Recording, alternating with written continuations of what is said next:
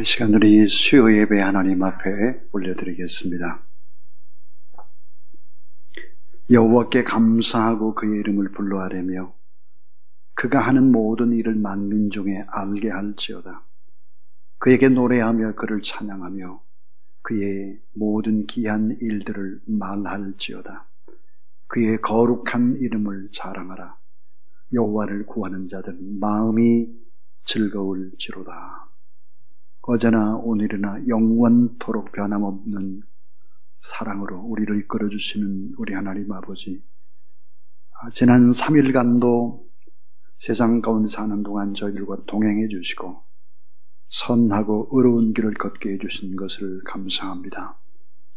오늘 이 거룩한 시간에 하나님께서 기쁨과 평안 중에 안식하며 하나님께 경배와 찬송을 올릴 수 있도록 도우신 것 감사하고, 보혜사 성령 하나님께서 우리와 함께하여 주시옵소서.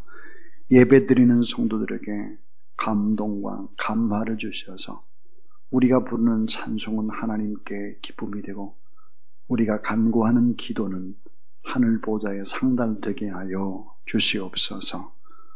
우리가 드리는 모든 시간과 찬송과 기도가 아벨의 제사처럼 하나님께 연락되기를 소원하고 우리 구주 예수 그리스도의 이름으로 기원하옵나이다. 아멘. 우리 찬송 32장 하나님 앞에 드리겠습니다.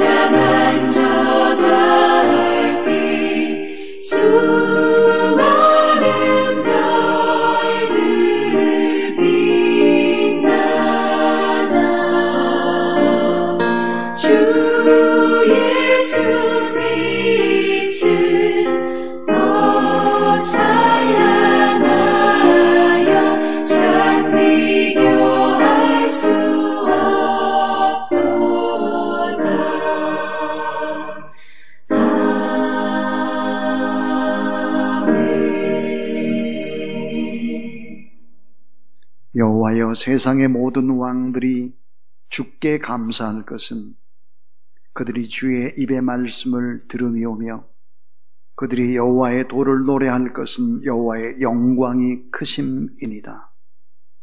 여호와께서는 높이 계셔도 낮은 자를 굽어 살피시며 멀리 계셔도 교만한 자를 다 아심이니이다.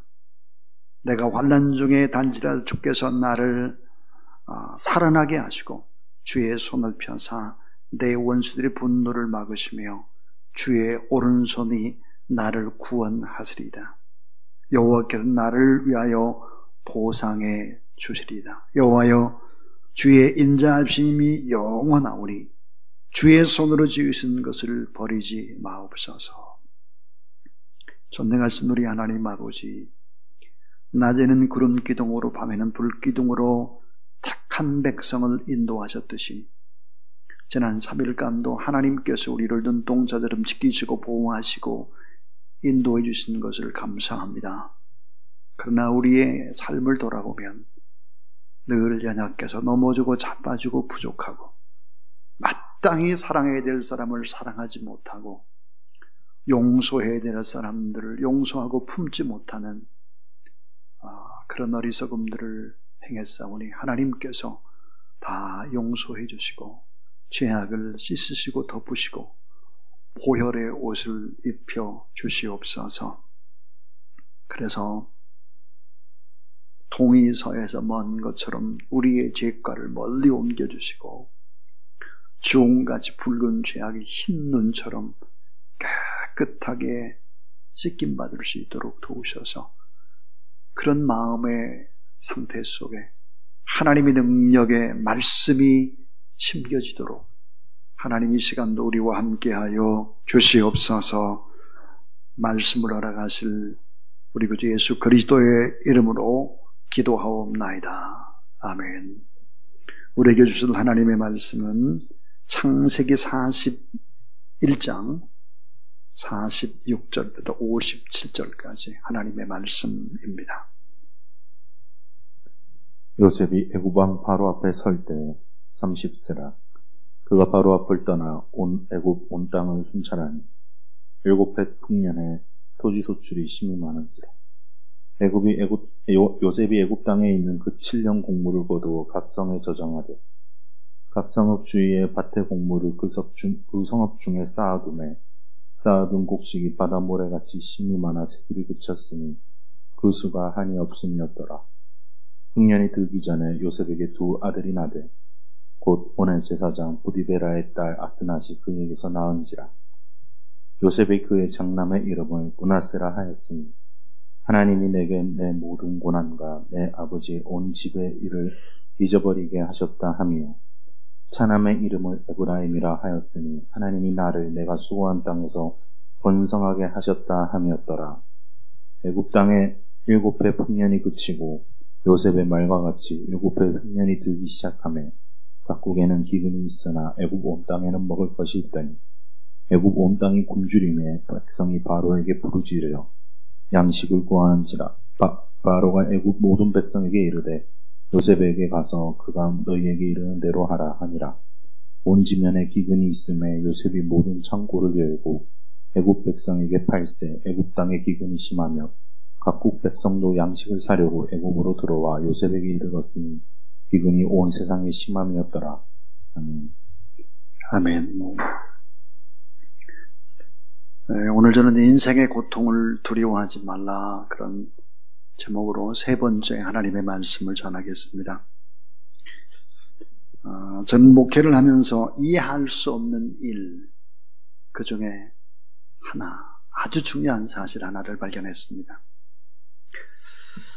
왜 나보다 기도를 많이 하는 것도 아니고 또 공부를 많이 하는 것도 아니고 나보다 더 뛰어난 것도 없는 것 같은데 나보다 왜 그렇게 목회를 잘할까 하는 것입니다. 나보다 더 애쓰고 힘쓰는 것도 아닌데 슬슬 노는 것 같고 여유가 있는 것 같기도 하고 그런데 어떻게 교회는 건강하게 부흥을 할까 이런 문제를 가지고 많이 고민을 했습니다. 근데 그 비결을 알고 난 다음에 참으로 부러웠습니다. 그것은 영적인 저축의 힘이다 하는 것입니다. 영적인 저축의 힘. 좋은 것들은 저축되는 것이죠. 그것은 내가 저축하는 것도 있지만 나의 어머니, 아버지, 할머니, 할아버지가 영적으로 기도하는 부분들이 많이 저축된 사람들은 삶이 다르다 하는 것이었습니다. 자, 기적은 하나님의 은혜로 하루아침에 놀라운 일들을 일으킬 수 있습니다. 갑자기 하늘에 하나님께서 능력을 일으킬 수 있는 사실, 저는 그걸 믿습니다. 성령의 은사와 능력으로 단 한 번에 치료되는 병자도 많이 봤고 또 귀신이 떠나가는 것도 보았습니다. 특별 은총으로 하나님의 능력을 행하는 것이죠. 그러나 우리가 알아야 될 진리가 있습니다. 많은 경우입니다. 정말 많은 경우. 아름다운 것은 하루아침에 뚝딱 이루어지는 것이 아니라 하는 것입니다. 자, 소중한 관계, 아름다운 성품, 하루아침에 될 리가 없습니다. 제가 참 좋아하는 가수죠. 가수 겸 또 선교사님이죠. 베이스 함성식 선교사님이 계신데요. 저희 교회도 2번이나 이렇게 오셨고, 또 캄보디아의 바탐방 신학대학에 교수로 갔으면 좋겠다, 그런 일 때문에 또 저하고 가까이 또 추진도 하고 그랬던 기억이 납니다. 이 함성식 선교사님 찬양, 저희 교회 와서 4곡을 불렀는데요. 지금도 유튜브에 들어가서 베이스 함성식 그러면 아마 나올 겁니다.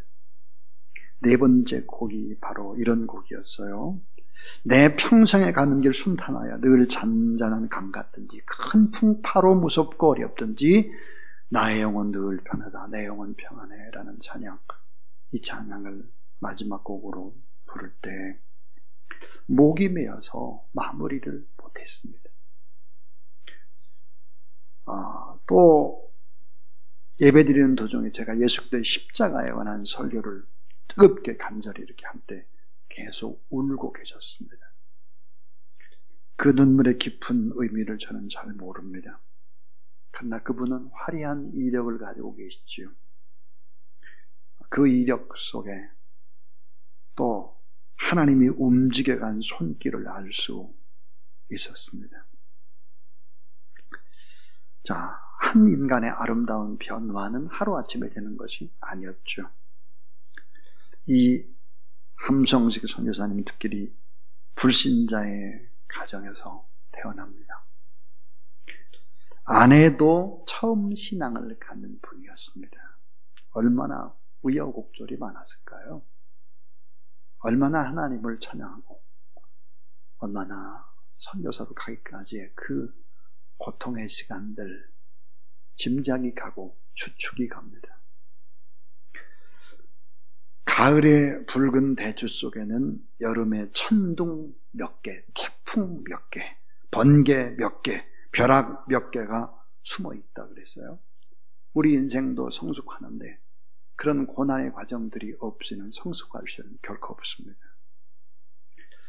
자, 풍성하고 행복한 축복, 아름다운 관계에서 오는데 관계라고 하는 것이 그렇게 쉽게 되어지는 것이 아니죠. 차곡차곡 저축되는 것입니다. 오늘 저는 인생의 고통을 두려워하지 말라, 이런 제목입니다. 왜 인생의 고통을 두려워하지 말까? 하나님을 중심으로 하는 일이라면 이건 다 저축되기 때문이죠. 자, 오늘 말씀 속에서 요셉의 지혜와 요셉의 능력, 그것은 바로 영적인 저축, 관계의 저축, 미래에 대한 대비의 저축 때문이다, 이렇게 말할 수 있을 것입니다. 자, 오늘 3가지 얘기를 할 텐데 아주 중요한 이야기입니다. 정말 깊이 생각해 봐야 될 부분의 문제죠. 그 첫째가 뭐냐면, 따라하세요. 하나님과의 신뢰 관계를 저축하라. 하나님과의 신뢰 관계를 저축하는 거예요. 자, 풍성한 기적은 관계를 통해서 오는데 이 관계 가운데 놀라운 가장 중요한 본질적인 것은 하나님과의 관계의 저축입니다. 자, 하나님과의 관계에서 신뢰를 얼마나 어떻게 쌓아갔느냐, 요셉은 잘 알고 있었습니다. 부도, 귀도, 존귀도, 영광도, 권세도, 크게 하심도, 강하게 하심도 다 하나님의 손에 있다는 것을 요셉은 너무 잘 알았습니다. 요셉은 아버지 야곱을 떠나서 13년 동안 하나님 앞에 살았죠. 사람의 신뢰를 얻는 것보다 하나님 앞에 신뢰받는 것, 이것이 더 중요하다는 것을 알고 차곡차곡 쌓아갑니다. 사람들의 오해를 받기도 하고 버림을 받기도 하고 감옥에 갇히기도 하고 인생의 막장에서 정말 죽을 것 같은 그런 고난이 와도 하나님을 의지했다 그래요. 자, 이 정결한 삶을 통해서 하나님과의 신뢰 관계는 저축됩니다. 범사의 하나님을 인정하는 삶의 모습들은 다 저축되는 것입니다. 애굽 왕 바로의 말이 죽고 사는 권세를 가졌지만 그런 왕 앞에서 거침없이 하나님을 높였습니다. 자, 태양신 파로 앞에서 거침없이 하나님을 높이는 거예요. 왕을 두려워하기보다는 하나님을 두려워하는 흔적들이 성경은 너무 많죠. 창세기 41장 15절 16절이 그렇고 창세기 41장 32절이 그러합니다. 자, 범사에 하나님을 인정하는 것이 차곡차곡 저축됐습니다. 마음의 창고에 말씀을 저축하고 있습니다. 시편 105편 15절부터 19절은 보기 드물게 요셉에 관한 이야기입니다. 곧 여호와의 말씀이 응할 때까지라. 따라하세요. 그 말씀이 저를 단련하였도다. 그 말씀이 저를 단련했다 그랬어요. 그러니까 결국은 마음의 창고에다가 하나님의 말씀을 저축했는데 성경이 보니까 시편 119편 9절 또 11절 말씀, 청년이 무엇으로 그 행실을 깨끗게 하리까? 주의 말씀을 따라 삼갈 것이니이다. 내가 주께 범죄치 아니하려 주의 말씀을 내 마음에 두었나이다. 요셉이 어때요? 말씀을 마음에 두었다는 거죠. 자, 하나님과의 신뢰관계를 저축하는 일이 최의 우선순위에 두었다. 지금 물질이 풍성하다고 해서 우리가 행복한 것이 아닙니다. 예배를 생명처럼 여기고 기도를 목숨처럼 여기고 모든 기도는 하나님 앞에서 저축되는 것이기 때문에 그렇지요. 사울 왕은 예배를 소홀히 합니다. 그 결과는 모든 풍부를 다 뺏기고 왕의 자리도 뺏기는 것이죠. 심지어 자녀들도 모두 다 죽습니다. 사울 자신도 화살에 맞고 결국은 자살로 인생을 끝내는 것입니다. 우리는 꼭 기억을 해야 합니다. 어떤 학자의 글을 보다 깜짝 놀랐습니다. 빅데이터. 여러분, 이 시대가 무서운 시대죠. 얼마나 무서운 시대일까요? 빅데이터의 시대입니다. 자, 우리가 예를 들어서 어떤 관심 있는 것을 이렇게 애플에서 뭘 찾거나 그러죠. 유튜브에 찾습니다. 그럼 그 하나를 보면 그 다음 관련 것이 줄을 뜨죠. 내가 무엇을 봤다라고 하는 것은 기록에 다 쌓입니다. 내가 어디를 가고 뭘 하고 다 남는 거죠. 그래서 어떤 학자는 이렇게 말했습니다. 인간의 행복한 운명을 맞고 싶으면 귀한 행동을 흔적으로 남겨라. 밝은 삶, 섬기고 희생하는 삶, 아름다운 삶의 흔적이 축적되지 않으면 이 빅데이터가 나는 어떤 사람이라고 하는 것을 어때? 그동안에 어떻게 살았나 이 흔적 때문에 다 분석하고 있는 거예요. 전부 다 기록에 남고 저축되고 그것이 나중에 수치화되고 분석 형태로 뭐를 만들까? 모형을 만들어낼 수 있는 것입니다. 무서운 거죠. 저축되는 거예요. 뿌듯하다. 그러니까 우리가 하는 말 저축되죠. 기도 저축되죠. 찬양, 예배, 기도 다 저축되는 거예요. 이런 놀라운 사실들을 우리가 안다면 우리가 어떻게 행동을 해야 되겠나 잘 생각해야죠.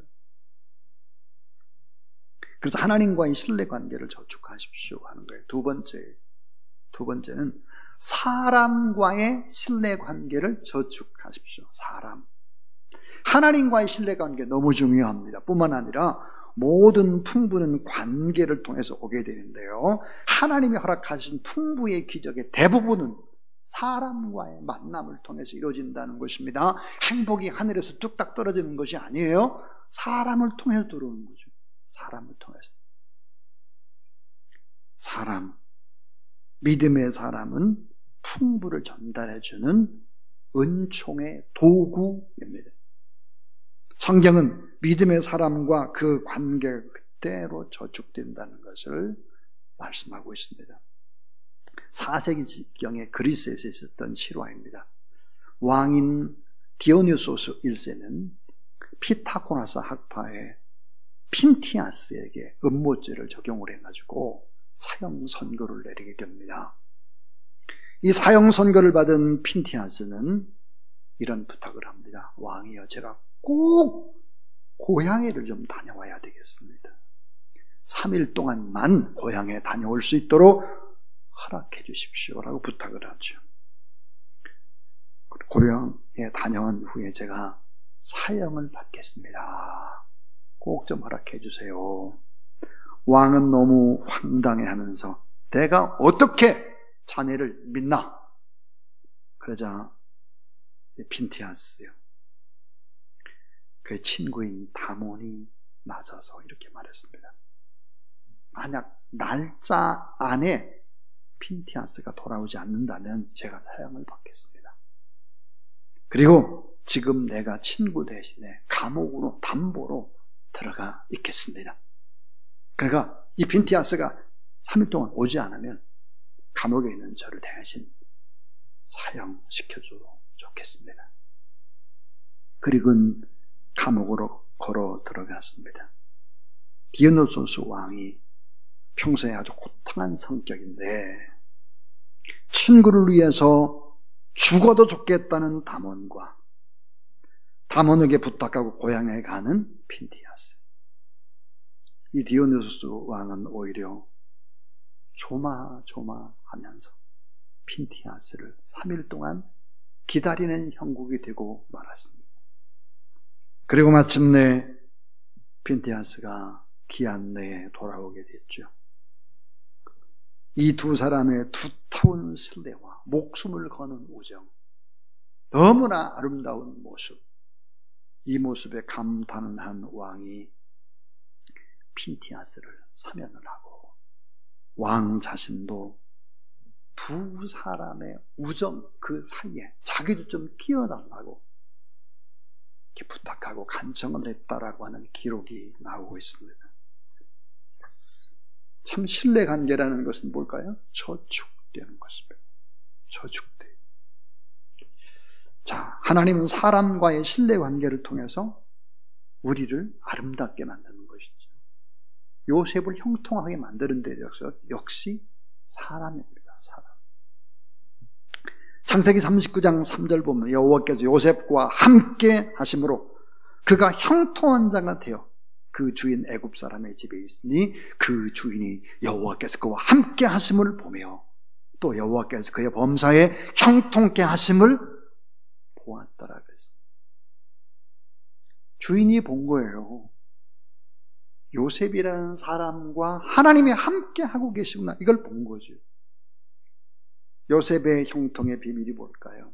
하나님과의 아름다운 관계의 저축입니다. 근데 그 후에 요셉은 어떤 신뢰관계를 넣느냐? 보디발의 신뢰관계를 넣습니다. 보디발. 자, 보디발의 오해를 받아서 감옥에 갔으나 옥사장인 전옥에게 신뢰를 넣습니다. 그러니까 요셉은 감옥에서 여러분 잘 아는데 술 맡은 관원과 떡 굽는 관원을 만나게 되고 두 사람의 신뢰를 얻게 되는 것입니다. 보디발은 애굽 왕의 시위대 대장입니다. 오늘날로 말하면 대통령의 비서실장, 경호실장쯤 되죠. 그러면 자, 감옥에서 만난 술 맡은 관원이나 떡 굽는 관원, 이런 사람들은 누굴까? 애굽 왕의 바로의 측근 중의 측근입니다. 그러니까 요셉이 만난 사람은 바로 왕의 핵심 측근이에요. 3명이다. 핵심 측근. 자, 술 맡은 관원장, 떡 굽는 관원장, 최고의 측근이죠. 보디발 최고의 측근이죠. 자, 인생의 끝장, 직장에서, 정치범 수용소에서 요셉의 인생은 어떻게 됐을까요? 새롭게 변화되는 것입니다. 사람들과의 신뢰를 저축하는 것이죠. 그리고는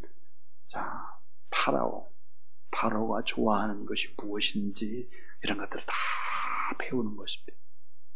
어떤 것을 드는지, 어떤 것을 좋아하는지, 또 어떤 성격인지 이런 거 다 배우죠. 어디서? 감옥에서. 애굽 왕은 살아있는 신이고 태양신 파라오인데 요셉이 만나게 된 이유는 뭘까? 그 측근들과의 신뢰관계의 저축입니다. 만약에 이런 신뢰관계가 저축이 되지 않았다라고 하면 어떻게 국무총리가 될 수 있겠습니까? 오랜 세월 동안 하나님을 의지하고 사람과의 관계도 소홀히 하지 않았다는 것이죠. 특별히 참 중요한 게 뭘까? 가장 어려울 때 만난 사람이에요. 가장 어려울 때. 결정적인 핵심의 사람, 축복의 사람은 누구일까요? 가장 어려울 때 만난 사람이에요. 다윗도 여러분 아둘람의 토굴 속에서 만난 사람들을 성경에 보니까 뭐라고 얘기하나? 비류라고. 비류. 주류가 아니에요. 비류들이에요. 비류. 아둘람의 토굴 속에서. 지금 역사는 어둠이지만 새벽을 깨우는 꿈을 꾸는 사람들. 아름다운 관계가 저축이 되는 것이죠. 그래서 결국은 어때요? 그 사람들 때문에 왕에 이룰 수 있었습니다. 그 사람들은 어때요?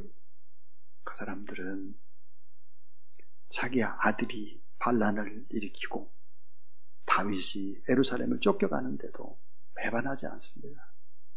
따라가는 거죠. 눈물로 같이. 결국은 위대한 왕이라고 하는 것은 이런 관계 저축에서밖에 찾을 길이 없다는 거죠. 작은 만남을 소중히 여기면서 신뢰관계를 저축하라. 섬김을 통해서 신뢰관계를 저축하라. 진실과 겸손으로 신뢰관계를 저축하라. 참 사람들은 진실한 사람을 원합니다. 진실과 겸손한 사람을 원하죠. 진실한 사람에게 뭐예요? 일을 맡기고 싶어하고 사람을 맡기고 돈을 맡기고 가족을 맡기고 맨 마지막 뭘 맡길까요? 나의 미래도 맡기고 나의 처자도 맡기는 거예요. 처자를. 잘 생각하셔야 돼요. 정말 진실과 겸손의 관계를 지금 쌓아가고 있는가 하는 것입니다. 우리는 모든 만남을 하나님과의 섭리의 관점에서 해석을 해야 합니다. 휙휙 지나가는 만남이 아닌 거죠. 섭리적 관점에서 해석을 해야 한다. 창세기 45장 5절이에요. 이제 국무총리가 된 요셉이 자기를 죽이려고 했던 배가 다른 형들을 만납니다. 형들은 거짓골로 왔죠. 창세기 45장 5절. 나를 이곳에 팔았으므로 근심하지 마소서, 한탄하지 마소서. 하나님이 생명을 구원하시려고 나를 당신들 따라서 앞서 보내셨나이다. 예. 너무 고통스러운 만남이에요. 힘든 만남이죠. 그런데 어때요? 그걸 다 용서했어요. 용서를 다 하고 오히려 하나님이 먼저 앞서 보냈습니다. 그리고 섬기는 것이지. 하나님과의 신뢰관계를 저축하라 그랬어요. 사람과의 관계, 신뢰관계를 저축하라 그랬습니다. 제가 어제 총회장을 하신 김창인 목사님을 만났습니다. 부산장인데 총장을 10년이나 하셨죠. 참 대단한 분이십니다. 광성교회가 목사님이 은퇴할 때 재적 교인이 몇 명일까? 43,000명이었다고 해요. 43,000. 그분을 만났는데 대화하고 그렇게 하면서 참 많은 지혜를 얻곤 합니다. 근데 지금 사모님이 위중하세요. 그래서 병원에 입원해 있죠. 중환자실에 계세요. 그런데 아무도 잘 못 알아보는데 목사님만 알아보신다고 합니다. 목사님만. 결국은 끝까지 남는 아름다운 관계, 사랑하는 관계, 그 관계만 끝까지 남는 거예요. 다른 사람 전혀 못 알아보는 거죠. 하나님과의 신뢰관계가 저축이 되고 사람과의 신뢰관계도 저축이 되고 끝까지 사랑만 남는 거죠. 끝까지. 그 마지막 세 번째의 결론입니다. 세 번째는 신뢰관계를 저축하면 기적의 미래가 펼쳐집니다 하는 거예요. 자, 신뢰관계를 잘 저축하게 되면 기적의 미래가 펼쳐진다. 기적의 미래 그랬어요. 엄청난 기적. 최고의 자리, 애굽의 실권자의 자리에서도 진정한 기적. 뭘까요? 겸손한 거예요. 교만하지 않고 겸손한 거예요. 최고의 실권 자리에서도 어떻게 용서하는 거예요. 용서하고 섬기고 그리고는 따뜻한 눈물을 갔습니다. 따뜻한 눈물. 성경에 보니까 요셉이 정말 울보잖아요. 울보. 엉엉 소리내서 울었다 그래요. 따뜻한 가슴을 잃지 않고 용서하고 섬기고 겸손하고 정직한 이런 인품이 되는 거예요. 최고의 높은 위치에서도. 그 놀라운 일입니다. 하나님을 잘 믿는 사람들의 특징이 바로 이것이죠. 자, 풍성한 축복은 어떻게 펼쳐져 갈까? 아브라함에게 풍성한 복을 약속하셨죠. 그 아들 이삭은 어디 가나 형통했습니다. 이삭의 아들 야곱은 더 큰 부자가 되죠. 야곱은 얼마나 야곱은 큰 자가 됐을까? 그러면 바로 왕을 축복합니다. 이 같은 축복의 기름 부으심은 요셉이 때에 절정을 이루는 것입니다. 절정. 후손까지 형통하게 되고 당대도 잘 되지만 자녀들에게도 신뢰 관계는 저축되게 되는 것이죠. 흘러가는 것입니다.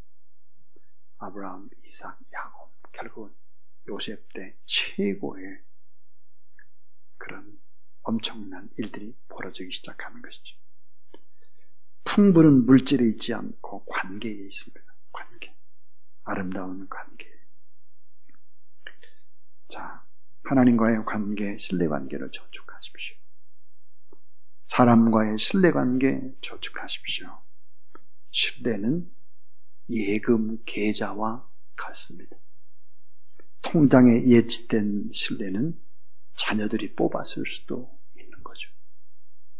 신뢰라는 예금 계좌를 마이너스 통장으로 만들면 안 될 것입니다.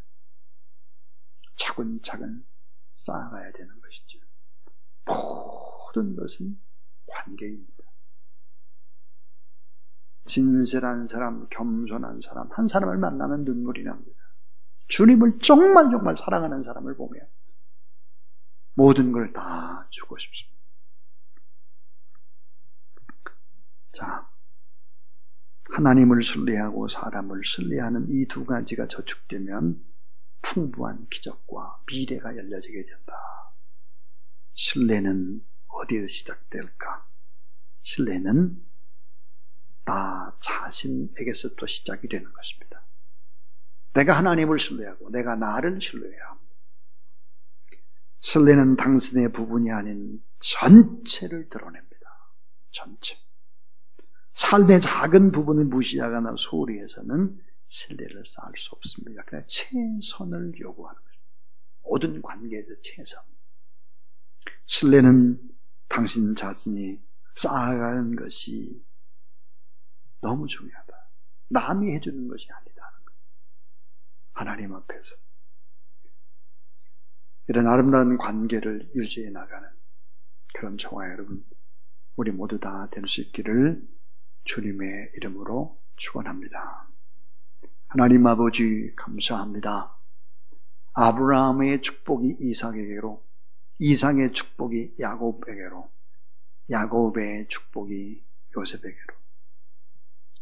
그래서 이 놀라운 흐름이 점점점 쌓여가면서 큰 역사를 이루었듯이 오늘도 예수 그리스도의 이런 권세로 하나님 앞에 예배하고 끝까지 만나는 영혼들을 섬기고 덮고 용서하고 품고 때로는 늘 언제나 작은 자리에 서고 손해보는 자리에 서고 바보 같은 일들을 자처하는 거룩한 그런 낭비자, 하나님 앞에 그런 인생을 살아가도록 하나님 도와 주시옵소서. 하나님 다 보시고 아시고 셈하시고 기억하심을 우리가 늘 알고 하나님 앞에 또 사람 앞에 내 자신 앞에 부끄러움이 없는